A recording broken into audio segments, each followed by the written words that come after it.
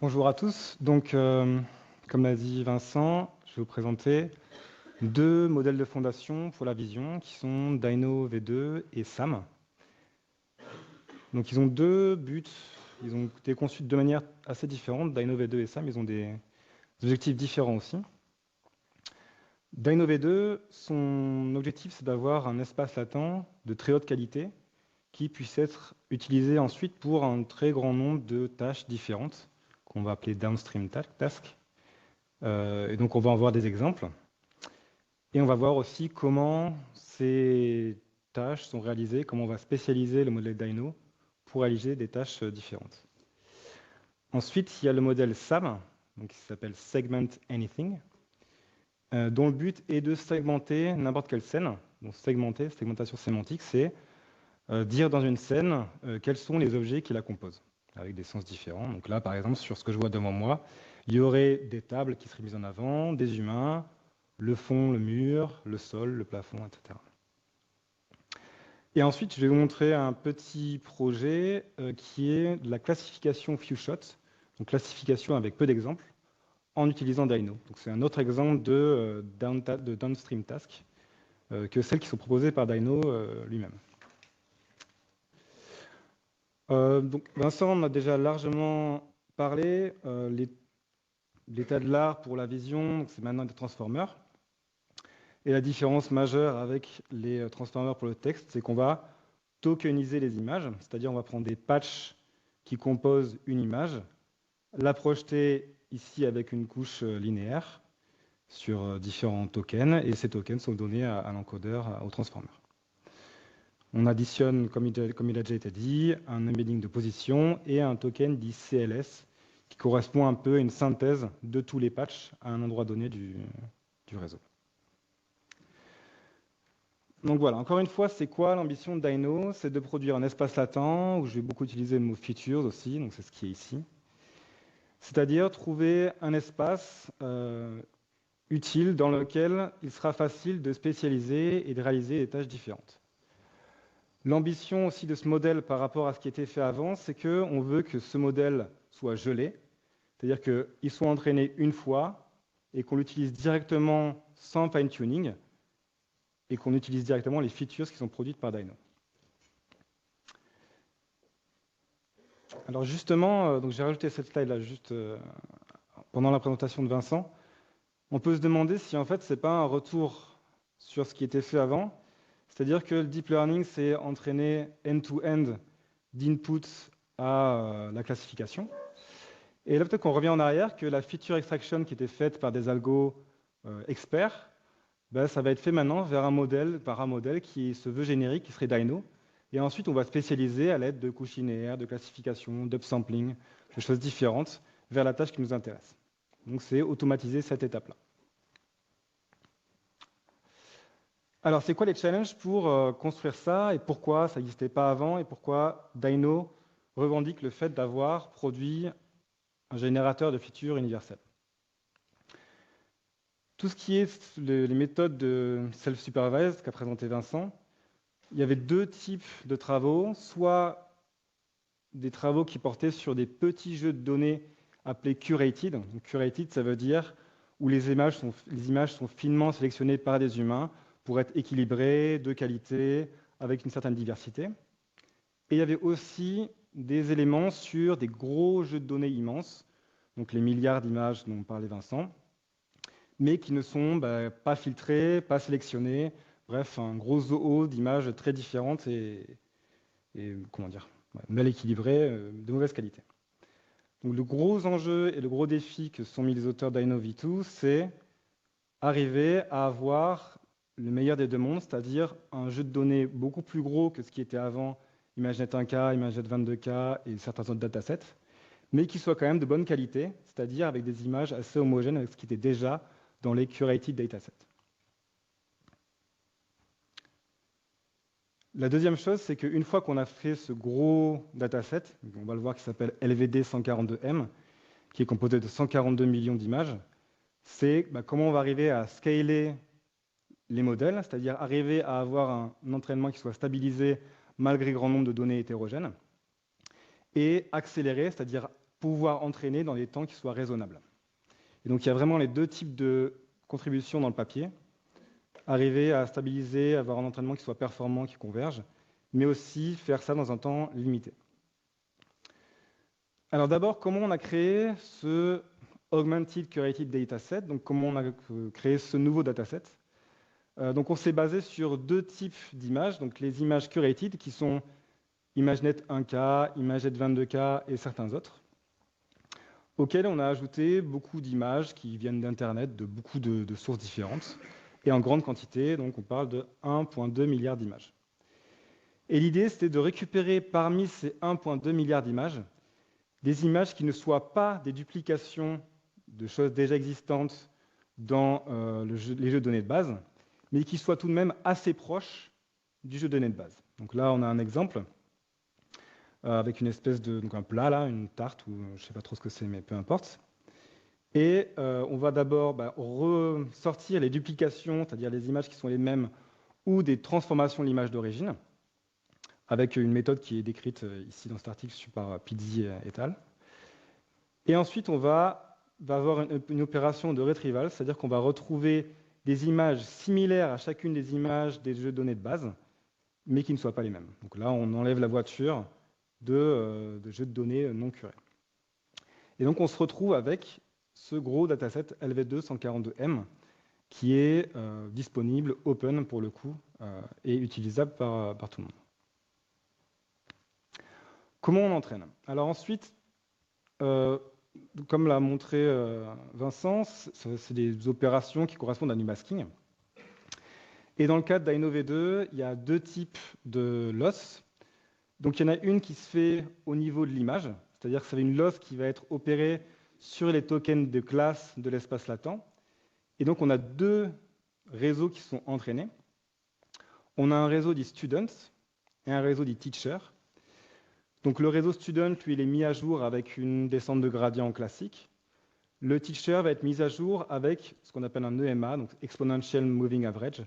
On peut le voir comme une espèce de moyenne glissante des précédents états du réseau student.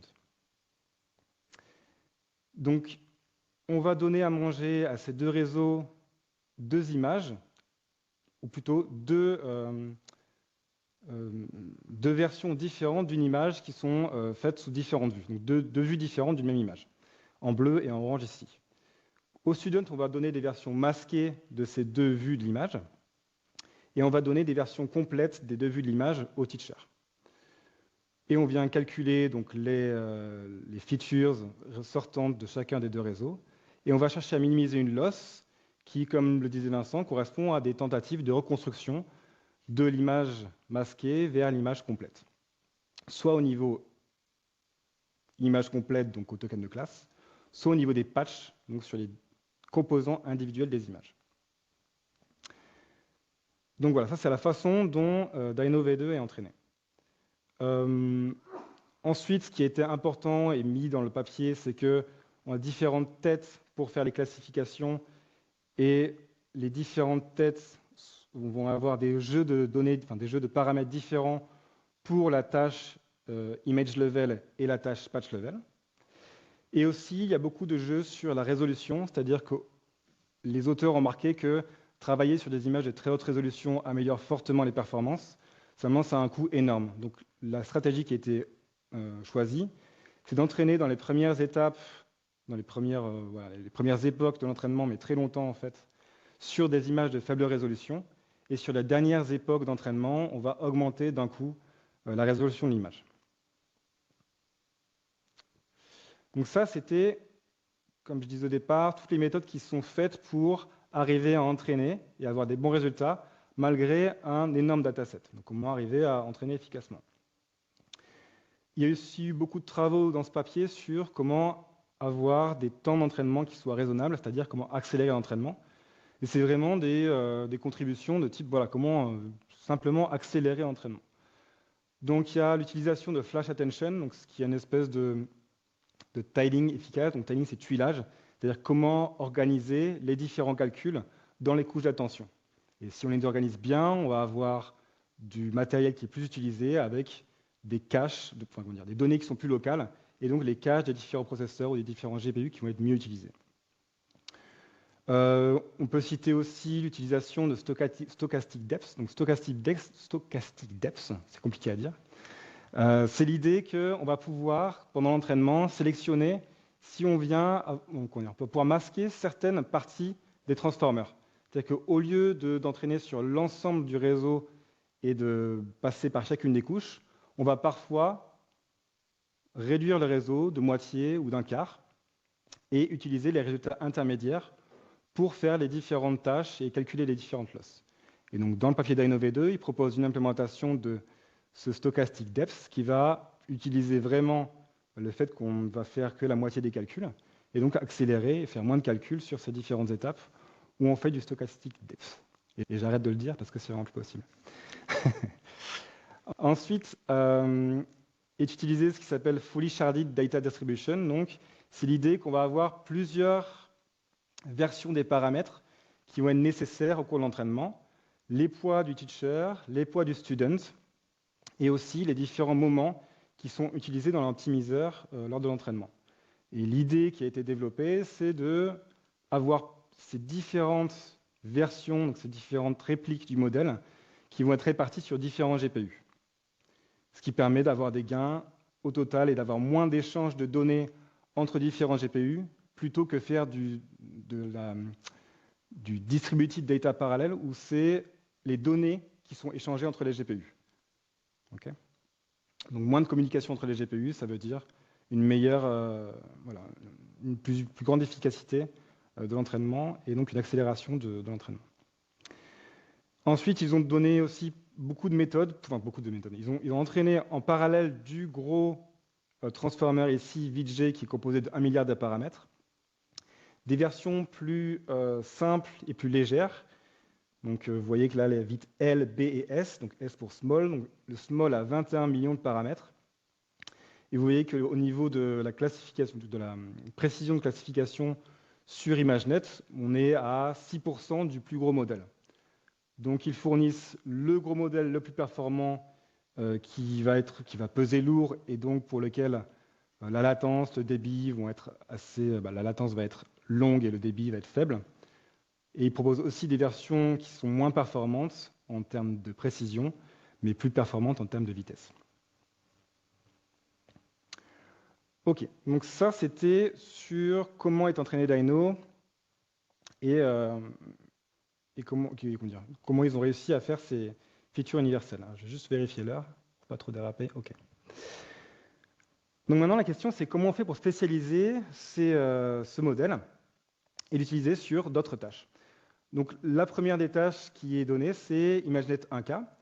ImageNet 1K, l'idée c'est, donc ça va être une tâche de classification normale. Et ce qu'on va faire, c'est qu'on va utiliser les features produites par Dino depuis le training set de ImageNet, celles qui viennent de données de validation, et on va juste appliquer des choses simples pour faire la classification, soit un classificateur KNN, donc K nearest neighbor, ou alors une couche linéaire qui est entraînée sur les features de training. Et donc voilà les performances qu'on obtient. Donc Dino V2 ici est en bas. Donc on obtient 83% avec le KNN et 86 à 89 avec les différentes versions de la couche linéaire. Ce qui se compare très favorablement avec les autres modèles self-supervised.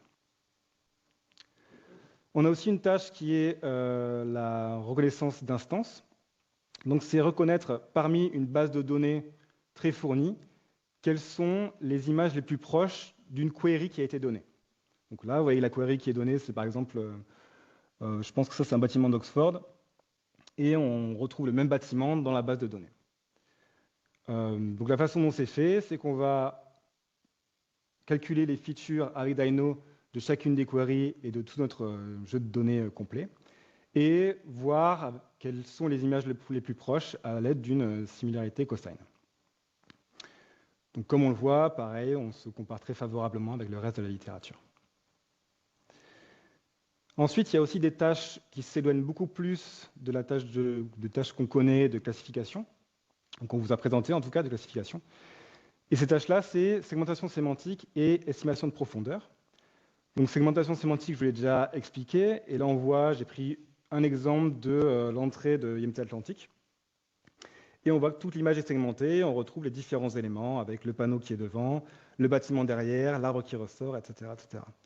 Donc la façon dont c'est fait cela, c'est en récupérant le token CLS en sortie du réseau Dino V2, en faisant de l'upsampling de ce token. Pardon, je confonds.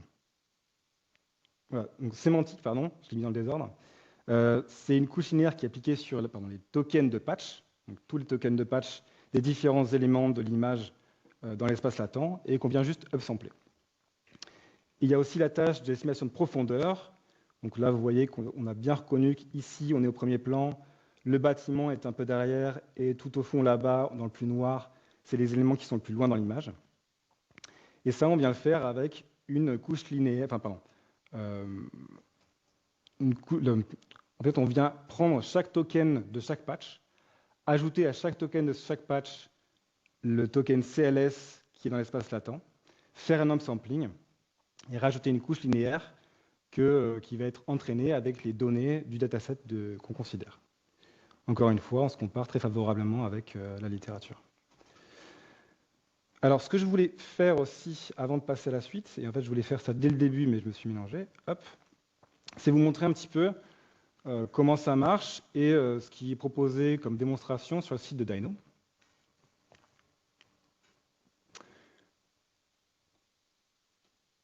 Hop. Donc, ce qu'on va faire comme petit épée que je vais vous montrer à la fin, c'est avec différents bâtiments du campus de Brest. Donc, j'en prends une au hasard, voilà.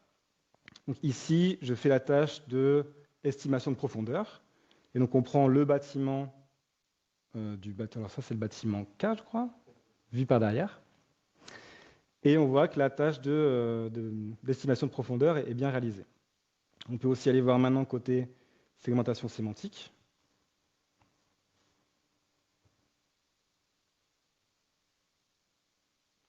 Et donc là, pareil, on voit bien une classe qui sont les bâtiments, ici l'arbre qui est segmenté, et les différentes voitures. Et ensuite, on a aussi de l'instance retrieval. Donc là, on va retrouver des œuvres d'art qui ressemblent à ce qu'on donne en entrée du réseau. Donc pareil, je prends une autre image. Donc ça, c'est le rack. Et on voit que ça nous retrouve en fait des schémas de bâtiments dans une base de données qui correspond à des œuvres d'art. Okay. Donc voilà l'idée.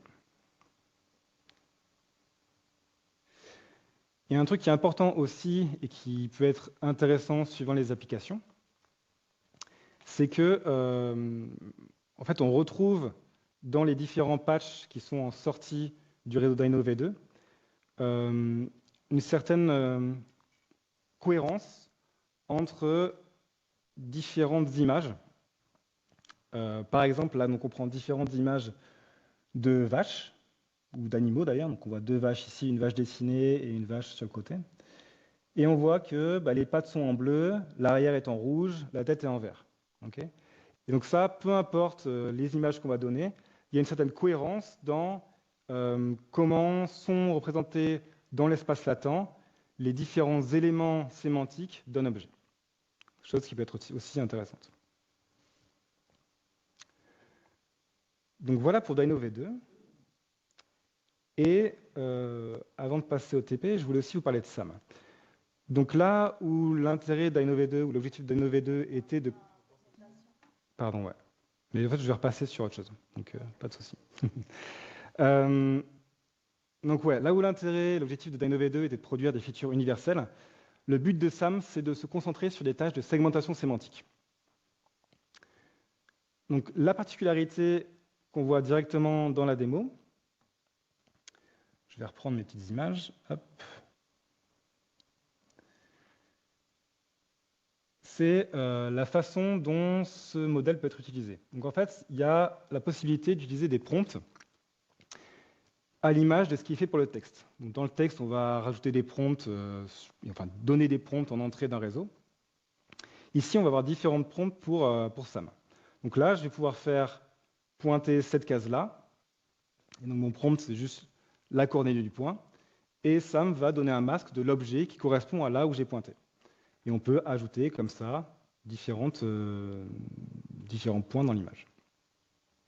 On peut aussi segmenter toute l'image et demander à SAM de repérer tous les objets qu'il peut retrouver dans l'image. Donc comment on fait? En fait, ça fait une grille de certain nombre de points qui sont donnés comme prompt à SAM. Ensuite, il y a une étape qui est supprimer les masques qui sont redondants, et on se retrouve avec une image complètement segmentée. Donc déjà, ça, on voit que SAM est utilisable très directement si vous avez une grande base de données, ou même une petite, qui correspond à vos problèmes à vous, et que vous allez vouloir avoir un humain qui va devoir annoter ou segmenter des objets dans une image. Très simplement, sans avoir jamais donné à manger à SAM des exemples des bâtiments du campus, il arrive facilement à isoler, prendre des objets dans l'image et donner des masques qui soient cohérents avec ce qu'on lui demande. Alors, comment c'est fait ça? Donc, SAM, c'est encore une fois basé sur un transformer. Comme je vous l'ai dit, la différence avec ce qui était fait avant, c'est l'idée de rajouter des prompts, donc de différents types. Alors là, je vous ai montré les points, mais il est aussi possible de faire des box. Donc ici, je peux par exemple boxer ce bâtiment là-bas, et il va me retrouver la partie de l'image qui correspond à ce que je voulais entourer.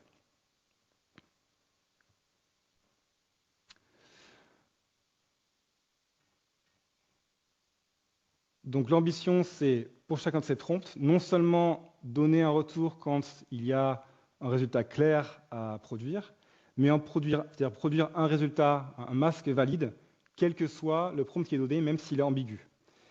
L'idée de faire ça, de renvoyer toujours quelque chose, même si le prompt est ambigu, c'est l'idée que derrière, on va pouvoir facilement l'utiliser pour n'importe quel transfert et pour n'importe quelle tâche spécialisée. L'architecture, c'est quoi? C'est d'un côté un image encodeur qui correspond au transformer dont on a parlé précédemment. On a également un prompt encodeur qui va traiter les points, les box ou alors aussi le texte qu'on peut donner en entrée. Et enfin, on a un décodeur qui est assez léger, dont le but est de fusionner et l'espace latent du transformer et ce qui est produit par l'encodeur de prompt pour donner un masque valide.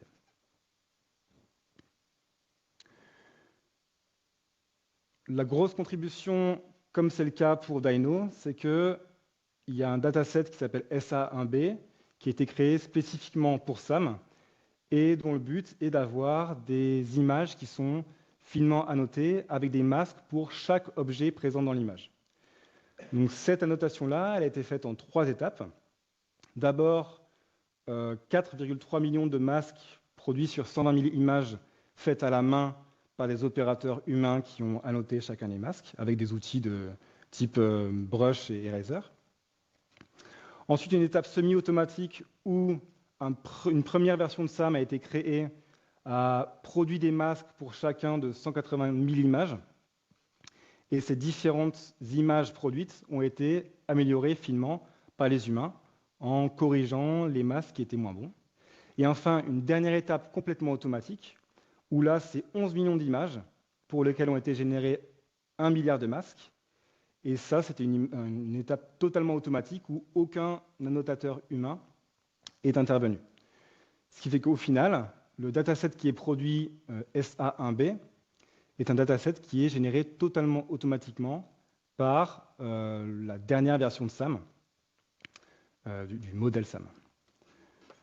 Donc, une fois qu'on a ça, on a 11 millions d'images pour lesquelles chacun des objets présents dans l'image est masqué. Donc, si on compare qualitativement, donc, comme je vous l'ai dit, Dino propose d'utiliser ces features, avoir une couche linéaire et de l'upsampling pour faire la segmentation sémantique, mais Dino n'est pas non plus spécifique et fait pour faire la segmentation à la base. Et on le voit qualitativement. Donc là, si on regarde un petit peu ce qui est fait, vous voyez que par exemple, cette barre-là, et la segmentation est assez grossière, tandis que sur SAM, on a une segmentation qui est quasiment parfaite. Et ça, c'est vrai pour n'importe lequel des éléments qu'on retrouve dans l'image, y compris les arbres ici, et on voit même un humain qui n'est pas repéré par Dino. Donc, pour la tâche de segmentation, comme on s'y attend, SAM est plus performant. Donc SAM, il a été évalué sur pas mal de tâches différentes downstream. Donc la première, c'est celle pour laquelle il était conçu, c'est-à-dire Zero Shot Single Point Valid Mask Evaluation, donc donner un seul point et voir à quel point le masque qui est créé autour de ce point est cohérent. Donc il y a une première métrique qui est l'IOU, donc Intersection Over Union pour un certain nombre de jeux de données. Et en comparaison avec un autre modèle self-supervisé, on voit que SAM est en général meilleur. Il y a aussi des évaluations qualitatives faites par des humains qui viennent comparer SAM et les modèles de la littérature, et on voit que SAM est assez performant. Donc il y a d'autres applications. Donc, ça a été aussi fait pour de la détection de contours. Donc là, la façon dont on va faire, donc encore une fois, le grand enjeu en tant qu'utilisateur de modèles de fondation, c'est de savoir qu'on va spécialiser le modèle pour sa tâche. Donc un exemple, là, c'est la détection de contours. Et la façon dont c'est fait, on vient juste faire la segmentation complète de la scène, d'une scène à l'aide de SAM. Et cette segmentation complète, on va appliquer un filtre de Sobel dessus, et ensuite des algorithmes pour supprimer les redondances entre les différents contours qui sont sortis. Et on voit que les performances sont bonnes, et même qualitativement, on voit que les détections de contours sont très bien faites. On a aussi de la segmentation d'instances. Et donc là, la façon dont c'est fait, c'est on vient appliquer un modèle qui fait la détection d'objets, et ensuite appliquer SAM sur chacune des boxes qui sont données par le modèle de détection. Et on voit que, encore une fois, on se compare bien. De toute façon, c'est la règle. Dans un papier, on est toujours meilleur que ce à quoi on se compare. Une autre application, une autre tâche, c'est de faire du text to mask, c'est-à-dire donner un prompt textuel, et SAM va sortir la segmentation, donc le masque qui correspond à ce qu'on lui donne. Donc là, vous voyez qu'une roue, et on sort le masque correspondant à la roue. Parce que ce dont je n'ai pas trop parlé, c'est que parmi les prompts, j'ai parlé du point, j'ai parlé de la box, mais il y a aussi possibilité, en théorie, dans le modèle, de donner en prompt un texte. Alors, ce qui n'est pas disponible dans la démo de SAM, mais ce qui est dans le modèle lui-même. OK. Donc voilà qui conclut les deux présentations. Et maintenant, je vais vous montrer le petit EP, donc la petite application, sur la classification few-shot. Donc classification few-shot, c'est quoi? C'est l'idée d'apprendre avec très peu d'exemples. Donc on a fait un petit dataset avec 3 bâtiments différents, qui sont les bâtiments principaux du campus de Brest, ici, donc la première ligne, le bâtiment F au milieu et le bâtiment K en bas. Et l'idée, c'est de se dire, est-ce qu'avec 2 exemples du bâtiment principal, je vais pouvoir reconnaître si les queries que je lui donne, donc là, ceux qui sont à droite, sont de la classe 1, de la classe 2 ou de la classe 3. Donc là, principal, F ou bâtiment K. Alors, comment on fait? On va donner chacun des shots. Donc le shots, c'est les exemples qu'on va avoir pour entraîner notre réseau, donc faire nos différentes classes. Donc on produit les features correspondant aux différents shots, donc le bâtiment K, bâtiment P, bâtiment F, et on va faire une classification simple qui s'appelle NCM, donc Nearest Mean Classifier. L'idée, c'est quoi? C'est qu'on va calculer pour chacune des features, donc pour chacune des nouvelles classes, le centroïde dans l'espace latent des 2 shots qu'on donne en exemple. Et donc, on va structurer l'espace avec ces différentes embeddings des différentes classes. Donc là, je les représente ici. Donc les deux exemples que j'ai donnés ici en bas et en haut sont dans l'espace latent, ce point bleu cerclé de noir et celui-là.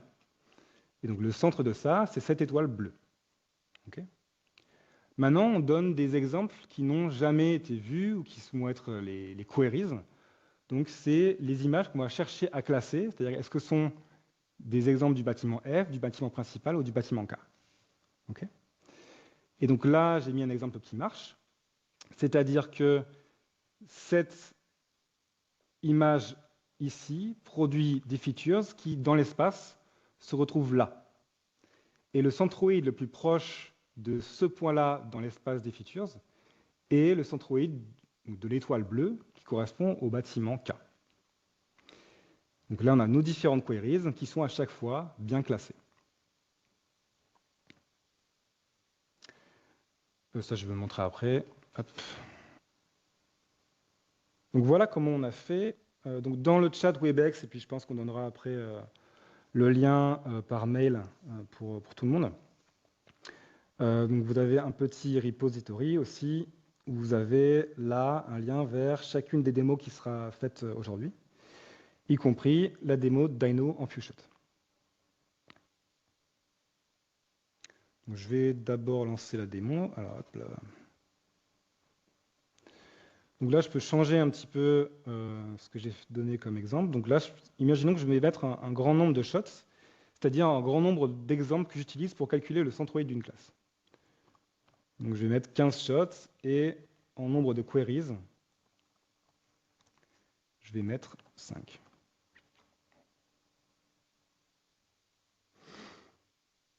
Donc vous voyez là que tout ce qui sont les points de couleur cerclés de noir correspondent à des exemples pour l'apprentissage et les points non cerclés sont des images dont on essaie de deviner la classe. Donc ici, on se retrouve avec toutes les images du bâtiment F. Donc le bâtiment F, c'est un bâtiment très carré avec du vert et du gris. Le bâtiment K, c'est... En fait, il y a deux parties au bâtiment K. Il y en a une qui est comme ça, avec des carrés très réguliers, blancs et noirs. Hop là. Et un des trucs remarquables aussi, c'est que il est... comment dire, le crépi pourrait être mieux blanchi. Alors, ce n'est pas une revendication personnelle, parce que c'est vrai que nous, on est logé au bâtiment K, mais si ça pouvait passer, le message serait pas mal. Donc ça fait partie des choses qu'on peut reconnaître dans les images. Okay. Et ensuite, on a le bâtiment principal. Donc là, on a plutôt des bâtiments qui sont assez reconnaissables, parce que la partie inférieure, c'est une espèce de jaune blanc cassé, et la partie supérieure, c'est une partie plus sombre, noire. Donc voilà. Et donc là, on voit que la majorité des queries ont été bien placées, donc les rouges sont dans le rouge. Okay. Donc là, on voit que c'est assez simple, hein, du vert, du gris, il peut difficilement se tromper. Celle-là était moins bien classée, donc là, je ne peux pas l'expliquer vraiment. Peut-être que c'est un problème de cadrage, peut-être que ça ressemble à d'autres. On voit ici qu'il y a une erreur. Donc voilà, alors exactement, donc ça c'est un bon exemple. Je vous ai dit que ce qui était remarquable dans le bâtiment principal, c'était que, en général, c'était des bâtiments avec la partie inférieure blanc cassé et la partie supérieure noire. Et là, en fait, on se retrouve avec une photo qui a un grand champ, donc on a beaucoup d'herbes, et on n'a pas ce que je vous ai dit, c'est-à-dire qu'on n'a pas le bâtiment en deux parties. Donc, on classe mal cette image. Alors qu'ici, une image qui est plus correspondante avec la moyenne de ce que j'ai dit est mieux classée. Donc maintenant, on peut rendre la tâche un peu plus difficile. Au lieu de mettre 15 shots, donc 15 exemples d'apprentissage, on va mettre, allez, one shot. Donc là, il y a un seul exemple qui est donné pour chaque classe. Donc ça, c'est l'exemple du bâtiment K. Ça, c'est l'exemple du bâtiment principal. Et ça, c'est l'exemple du bâtiment F. Et donc, on voit qu'il a bien classé le bâtiment principal. Alors, il se trouve que toutes les images ont été faites au même endroit. Donc, c'est tout l'entrée du bâtiment principal. Donc, elle ressemble beaucoup à l'image qui est donnée en exemple. Le bâtiment F est mal classé. Donc, celui-là, c'était l'exemple. Et ça, c'est les bâtiments où les images sont mal classées. Et le bâtiment K, lui, est assez bon. Donc, il a repéré le crépi mal lavé. OK. Donc, comment on a fait? Est-ce que c'est lisible? très peu. Je vais essayer de zoomer un peu. Est-ce qu'on pourrait essayer d'éteindre ces lampes là, s'il vous plaît? Je pense que c'est la lumière de gauche là. Interrupteur de gauche, Mathieu. Oh mais nickel, voilà, parfait. Ne dormez pas, je sais que c'est plus sombre, mais... Donc là, bon, j'ai mis les différents arguments qui sont le nombre de waves, le nombre de shots, le nombre de queries. Alors un truc qui est important, bon, je n'ai pas vérifié si c'était vraiment indispensable, mais la base de Dino, c'est d'entraîner sur ImageNet ou des images qui ressemblent à ImageNet, qui sont extraites, vous savez, de datasets non curated, qui ont été rajoutés au dataset ImageNet 1K, ImageNet 22K. Donc on a appliqué les mêmes transformations qui sont faites dans ImageNet, c'est-à-dire un redimensionnement des images sur 256 par 256 et un center crop. Donc on vient cropper l'image au centre sur 224 pixels. Et on vient normaliser ces images avec les valeurs de normalisation du jeu de données ImageNet. Donc on vient chercher différentes images de notre dataset. Et ici, on fait la génération des features. Alors là, j'ai triché un petit peu. En fait, je pense que c'est possible de faire tourner Dino sur CPU, mais pas très facilement. Donc moi, j'ai fait tourner ça sur un GPU. Comme sur mon laptop, je n'ai pas de GPU, j'ai d'abord calculé les features avant la démonstration. Et donc les choses que je vous ai montrées ici, c'est avec des features qui ont été générées auparavant et que j'utilise offline. Mais donc, il est possible aussi de générer les features si vous avez disposé d'un GPU. Et donc, le modèle se load assez facilement ici avec la librairie Hub de PyTorch. On vient ensuite, ici, appliquer le modèle, générer les différentes features des bâtiments F, K, P. Et en fait, il y a un bâtiment R aussi, qui est le rack, que je n'ai pas inclus dans la démo. Ici, je viens séparer tout ce qui est shots et queries. Là, il y a un truc important qui est donc, on a un certain nombre de features qui ont été générées à partir des différents shots et queries. Et une chose qui est importante, c'est de normaliser et de centrer les différentes features qui sont produites par Dino pour faire notre petite application de few-shot que j'ai montré à l'instant. Donc, une illustration, hop. C'est ce schéma-là. Donc, on commence avec des données qui sont ni centrées ni normalisées. On va d'abord les centrer ici, puis les envoyer sur l'hypersphère. Et donc, expérimentalement, par d'autres travaux qu'on a fait auparavant, on sait que c'est pas mal en fait de normaliser, puis centrer, puis renormaliser. Donc, une fois qu'on a fait cette étape-là, ici, j'ai mis un petit output texte qu'on retrouve là. On ne voit pas très bien.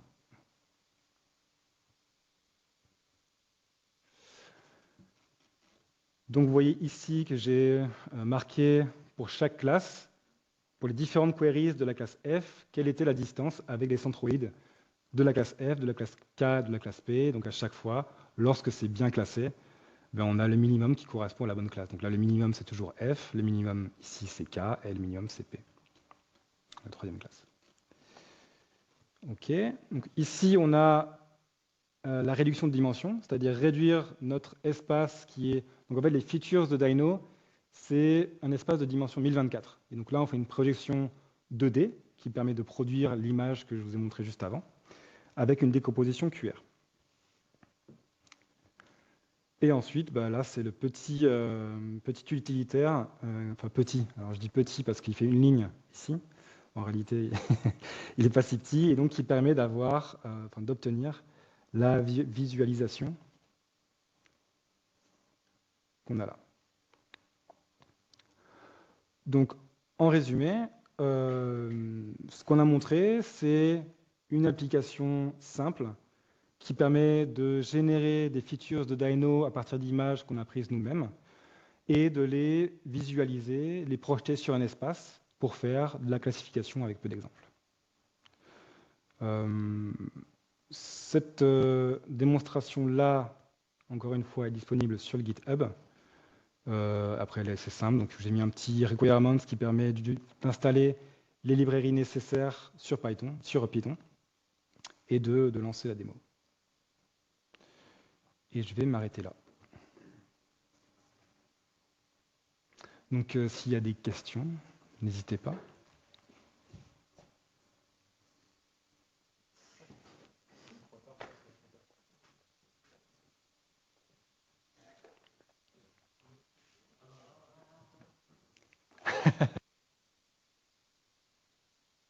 C'est bon? Merci. Merci pour la présentation. Alors, il y a quelques points que je n'ai pas trop compris, mais là, je ne me rappelle que d'un seul sur le moment. Donc, tu as dit qu'il y avait deux versions du réseau pendant l'entraînement, une version student et une version teacher. Ouais. Donc, si je comprends bien, la façon classique d'entraîner un réseau, c'est tu fais juste le student et la partie teacher, tu l'ignores. Mais donc, bon, déjà, je ne sais pas si c'est bon, donc je te laisserai confirmer. Et sinon, donc, j'ai pas compris à quoi sert le teacher dans cette méthode. Ok, alors donc ça c'est ce qu'on appelle de la self-distillation. Ok. Donc ça date pas du tout des transformers, et donc c'est utilisé depuis longtemps. Et ça peut ne pas l'être utilisé en self-supervised, ça marche aussi en supervised.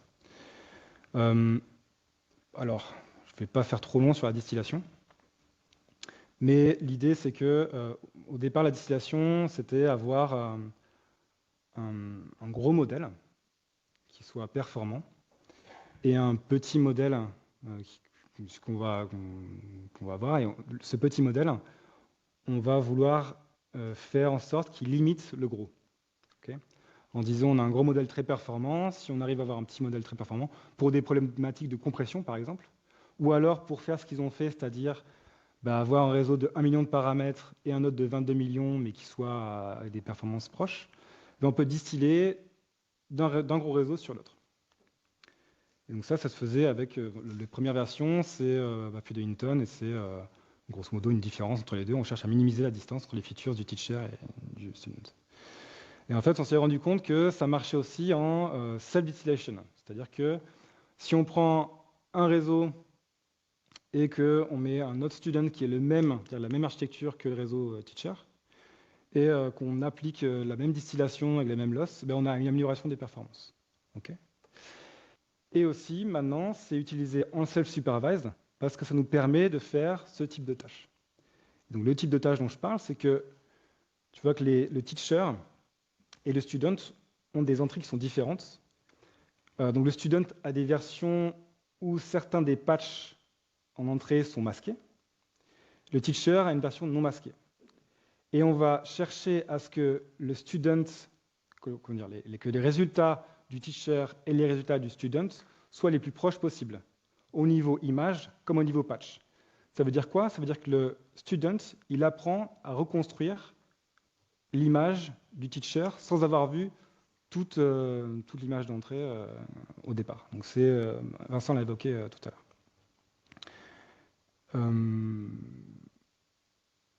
Voilà, donc c'est une méthode, un moyen de faire du self-supervised. Ok. Et donc, ouais, si je comprends bien, il apprend à avoir la même reconstruction, mais aussi le même état latent que le teacher qui voit tout. Exactement, ouais. Ok. Le même espace latent, enfin, la même Ouais. représentation dans l'espace latent. Ouais. Merci. Et ouais, juste j'ai parlé vite fait, mais grosso modo, le student, lui, fait une descente de gradient normale, donc un entraînement entre guillemets normal d'un réseau de neurones. Et comme je l'ai dit, il y a ce petit EMA là, qui est une espèce de, voilà, on peut le voir comme une moyenne glissante des états précédents du student. Donc petit à petit, les deux modèles vont apprendre tous les deux, mais de façon différente. Ok, merci. Juste un petit complément par rapport à ce que tu as dit. En fait, c'est juste, on pourrait imaginer juste utiliser le student et genre, avoir la même version du student comme étant le teacher.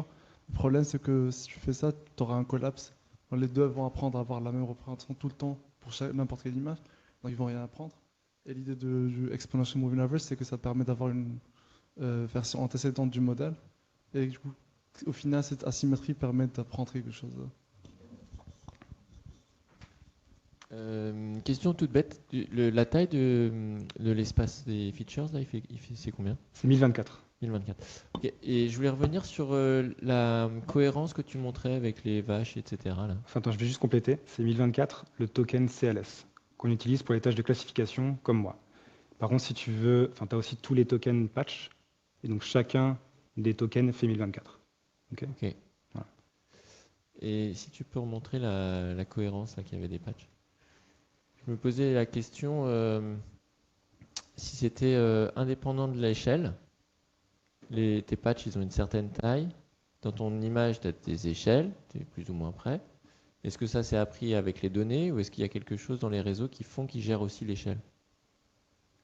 Parce que c'est assez magique quelque part de retrouver toute la cohérence que tu montrais là sur les vaches et les compagnies. C'est un truc qu'on aimerait bien savoir faire, comprendre en tout cas, comment mettre les données au bon endroit dans l'espace latent. Du coup, je me posais cette question, est-ce qu'il y a ce genre de mécanisme parce que c'est pas... Je comprends mal ta question. Est-ce que tu peux reformuler? Eh ben, une vache à 2 mètres ou une vache à 10 mètres, ça reste une vache. D'accord. Elle ne fait pas la même taille dans ton patch. Est-ce que tu la mets au même endroit dans ton espace latent? Est-ce que ça, c'est pris en compte dans l'architecture ou c'est juste parce que tu as plein de données que ça marche?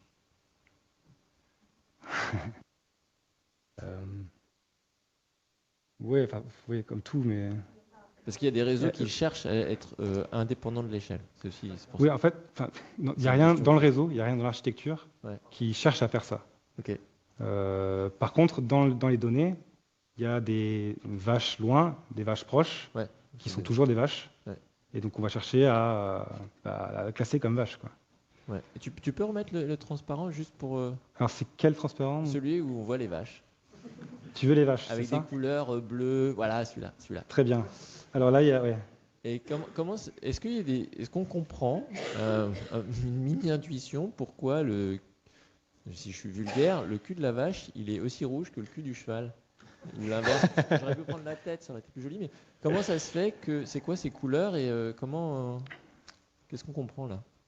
Qu'est-ce qu'on comprend? Alors,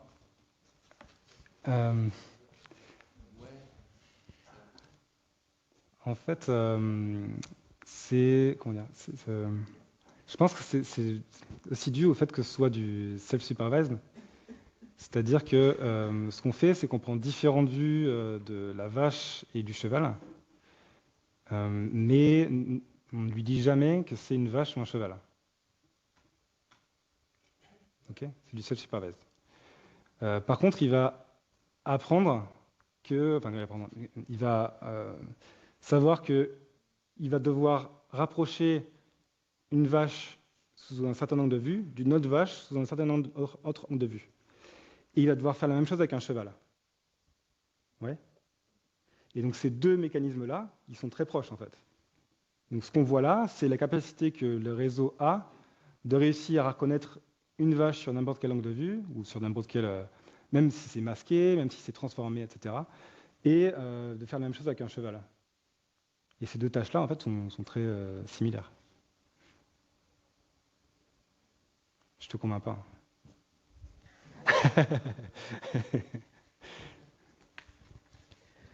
J'ai une question sur l'aspect des calculs. Donc, on a parlé de features, de vecteurs, de paramètres. Donc, en termes de dimension des données qui sont manipulées par les calculs, c'est quoi le lien entre la taille des features, des vecteurs, des paramètres? J'ai un peu du mal à positionner tout ça.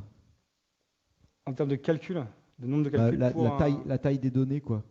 Typiquement, on parle de millions, de milliards de paramètres concrètement dans ce qui a été présenté. Donc moi, je ne sais pas du tout comment c'est fait à l'intérieur. Hein. Donc ça correspond à quoi ces paramètres? Où est-ce qu'on les retrouve? Est-ce que ça correspond directement à la taille des vecteurs enfin, voilà, j'ai du mal à positionner tout ça. Est-ce que j'ai la...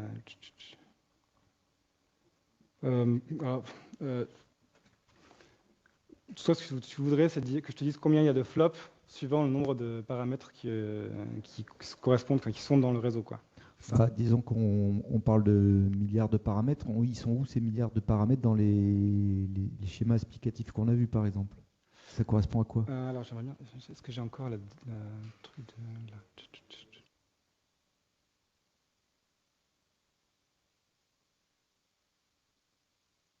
Donc, donc, il y avait les slides de Vincent sur les QKV. Tu vois, est-ce que je les retrouve juste avant? Ok. Est-ce que j'ai mieux ou pas? Ouais. Non, mais je cherchais un truc qui me corresponde bien. Donc, c'est ces différents paramètres-là, W que tu vois là. Et en termes de dimension, déjà, on a tous nos patchs, enfin, tous nos tokens qui arrivent et qui vont rentrer dans le réseau. Et ensuite, chacun des tokens, on va appliquer les différentes matrices W, QKV. Pour chacune des étapes, les QKV, c'est plusieurs milliers de paramètres, qui vont générer ces différentes représentations intermédiaires. Donc ça, on retrouve partout, tu vois, donc c'est MHSA là, Multi-Head Self-Attention. On les retrouve plusieurs fois dans le réseau, et la complexité de ces éléments-là est quadratique. Donc, tu as ces éléments-là qui ont besoin d'énormément de paramètres et pour lesquels il y a une complexité énorme. Et pareil pour les différents MLP, donc les multi-layer perceptrons, donc qui sont des couches de classification standard, où pour chaque entrée, enfin, le nombre de paramètres, c'est le nombre d'entrées fois le nombre de sorties. Et ces poids-là, c'est ça qui va être modifié pendant l'apprentissage, ça? Exactement, ouais. Ok. C'est ça qu'on apprend par descente de gradient.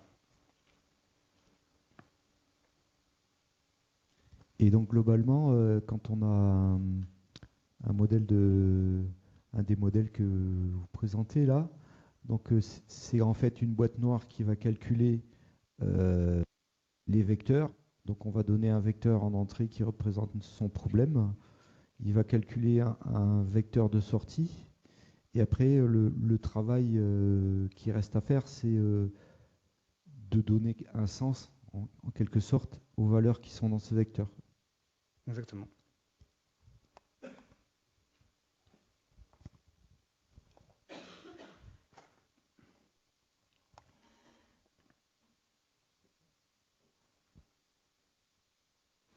Est-ce que quelqu'un regarde Webex ou pas?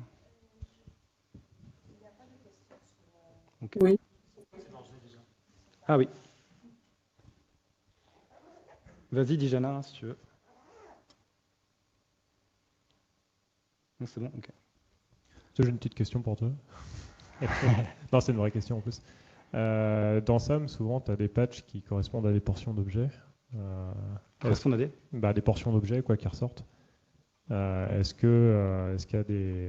y a un mode, on va dire, segmentation hiérarchique où tu apprends à recomposer des objets de manière cohérente pour avoir différentes échelles? Genre le bâtiment d'IMT, tu vois, il t'a mis un panneau du bâtiment, puis il a commencé à te regrouper deux ensemble, puis trois, parce que tu l'as mis les prompts au bon endroit, mais est-ce qu'il y a un mode... Attends, je n'entends pas ce que tu dis. Alors, en gros, regrouper, enfin là, tu vois, tu cliques sur un panneau, tu vas voir le panneau qui va sortir. Ouais.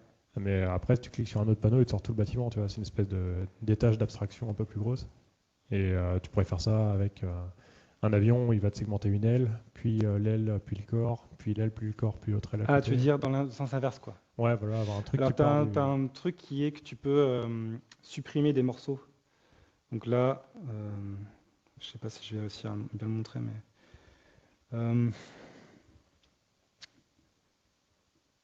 je trouve un truc qui prend beaucoup.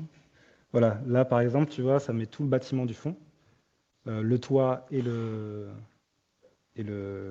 corps du bâtiment. Et après, tu peux enlever. Tu as un truc où tu peux retirer. Ça, c'est par l'interface, quoi. Je veux dire, est-ce que derrière, le modèle, il est capable aussi de dire, tiens, détermine-moi une échelle particulière et te générer tout le bâtiment et pas uniquement un panneau, quoi. Est-ce que tu as une manière de prompter ça, quoi, tu veux dire? Ouais. En dehors de ça, là, où tu retires et t'enlèves, ce que tu veux dire, en fait, c'est forcément avec du texte. Peut-être avec Clip, quoi. Alors voilà, donc il y a du prompt de texte avec SAM. Le problème, c'est que c'est pas accessible en démo. Mais est-ce que ça marche pour faire ce que tu dis? Peut-être. Question encore? Non, terminé. Plus de questions. Fini. Ok. Ok, merci beaucoup.